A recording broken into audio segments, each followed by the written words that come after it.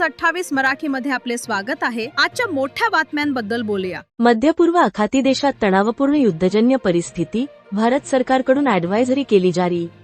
मध्यपूर्व व परिसरातील काही देशांमध्ये निर्माण झालेल्या तणावपूर्ण प्रादेशिक परिस्थितीच्या पार्श्वभूमीवर भारत सरकारच्या संबंधित दूतावासांनी तेथे वास्तव्यास असलेल्या भारतीय नागरिकांसाठी सुरक्षा ॲडव्हायझरी जारी केली आहे। या अनुषंगाने Palestine, Ramallah, Qatar, Doha, Saudi Arabia, Riyadh, Israel, Tel Aviv, Iran, Tehran, Iraq, Baghdad, Kuwait, Bahrain, Muscat, Jordan आणि संयुक्त अरब अमिरात, अबुधाबी येथे वास्तव्यास असलेल्या सर्व भारतीय नागरिकांनी सतर्क राहावे, अनावश्यक हालचाल टाळावी आणि स्थानिक प्रशासन तसेच भारतीय दूतावासांनी दिलेल्या सूचनांचे पालन करावे, असे आवाहन करण्यात आले आहे।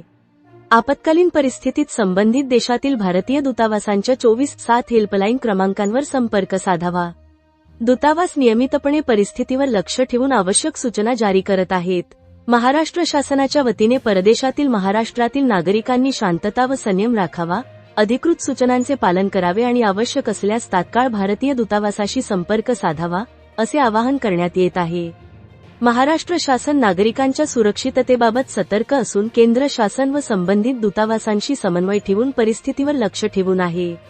जिल्हा आपत्ती व्यवस्थापन प्राधिकरण पालघर, व्हॉट्सअप क्रमांक 8237978873, दूरध्वनी क्रमांक 025252974474, टोल फ्री क्रमांक 1077, जिल्हा आपत्ती व्यवस्थापन अधिकारी 9322938937, पोलीस नियंत्रण कक्ष पालघर 9730711119, 8679604100।